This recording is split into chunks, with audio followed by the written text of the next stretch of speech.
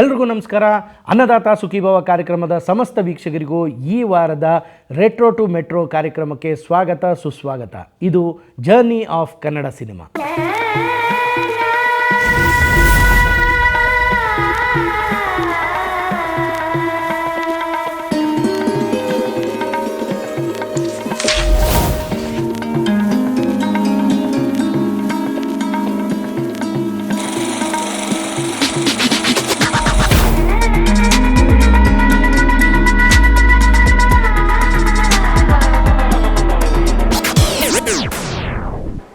ಕಳೆದ ವಾರ ನಾವು ಚಿರಂಜೀವಿ ಎಂಬ ಚಿತ್ರದ ಬಗ್ಗೆ ಮಾತಾಡಿದ್ವಿ. ಈ ವಾರ ನಾವು ರಾಜಸೂಯ ಯಾಗ ಎಂಬ ಚಿತ್ರದ ಬಗ್ಗೆ ಮಾತಾಡ್ತೀವಿ. ಈ ಚಿತ್ರ 1937ನೇ ಇಸ್ವಿನಲ್ಲಿ ತೆರೆ ಕಾಣ್ತು. ಈ ಚಿತ್ರದ ನಿರ್ದೇಶನದ ಜವಾಬ್ದಾರಿಯನ್ನು ಟಿ ದ್ವಾರಕನಾಥ್ ಅವರು ಹೊತ್ಕೊತಾರೆ ಮತ್ತು ಈ ಚಿತ್ರದ ನಿರ್ಮಾಣದ ಜವಾಬ್ದಾರಿಯನ್ನು ತಿಮ್ಮಯ್ಯ ಅವರು ಹೊತ್ಕೊತಾರೆ. ಈ ಚಿತ್ರದ ಲೇಖಕರು ಬಂದು ನಂಜನಗೂಡು ಶ್ರೀಕಂಠ ಶಾಸ್ತ್ರಿ ಅನ್ನೋರು.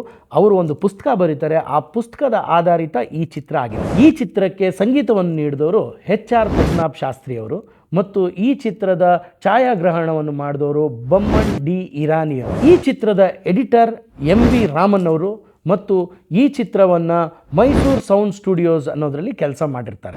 ಈ ಚಿತ್ರದ ಮುಖ್ಯ ಭೂಮಿಕೆಯಲ್ಲಿ ಸೀತಾರಾಮ್ ಅವರು, ಅಚ್ಯುತ್ ರಾವ್ ಅವರು, ದ್ವಾರಕನಾಥ್ ಅವರು, ಚಂದ್ರಶೇಖರ್ ಅವರು, ಸರೋಜಮ್ಮ ಅವರು ಮತ್ತು ಜಯಮ್ಮ ಅವರು ಕಾಣಿಸ್ಕೊಂತಾರೆ. ಇದು 14,200 ಅಡಿ ಅಷ್ಟು ರೀಲ್ ಉಳ್ಳಂಥ ಚಿತ್ರ ಅಂತ ಹೇಳಲಾಗುತ್ತೆ. ಆಮೇಲೆ ಇದು ಅತಿ ದೊಡ್ಡ ಸಿನಿಮಾ, ಅಂದರೆ 178 ನಿಮಿಷಗಳು ಉಳ್ಳಂಥ ಸಿನಿಮಾ ಅಂತ ಹೇಳಿ.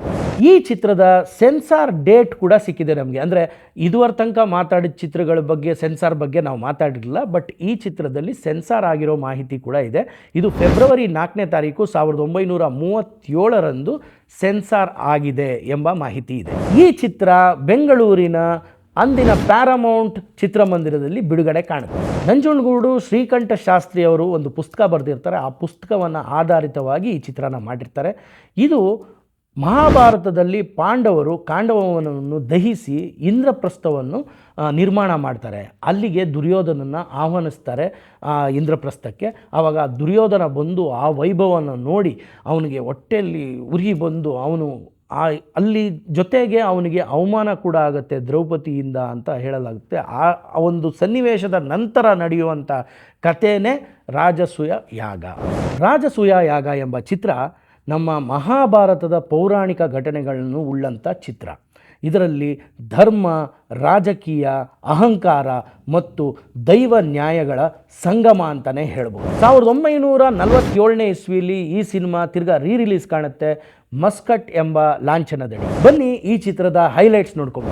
ಭವ್ಯ ಸಭಾ ಸನ್ನಿವೇಶಗಳು, ಅರಮನೆ, ರಾಜಸಭಾ ಯಾಗಮಂಟಪ, ಪೌರಾಣಿಕ ವೇಷಭೂಷಣಗಳು, ಸಂವಾದ ಪ್ರಾಬಲ್ಯ, ಸಂಗೀತ, ಭಕ್ತಿರಸ. ಈ ಚಿತ್ರದ ಸಂದೇಶ ಏನು ಅಂದರೆ ಧರ್ಮದ ಜಯ, ಅಹಂಕಾರದ ಅಂತ್ಯ ಮತ್ತು ನಾಯಕತ್ವದ ಅರ್ಥ. ಈ ವಾರ ರಾಜಸೂಯ ಯಾಗದ ಬಗ್ಗೆ ಮಾತಾಡಿದ್ವಿ. ಮುಂದಿನ ವಾರ ಇನ್ನೊಂದು ಚಿತ್ರದ ಜೊತೆ ಬರ್ತೀನಿ. ಅಲ್ಲಿ ತನಕ ಕೀಪ್ ವಾಚಿಂಗ್.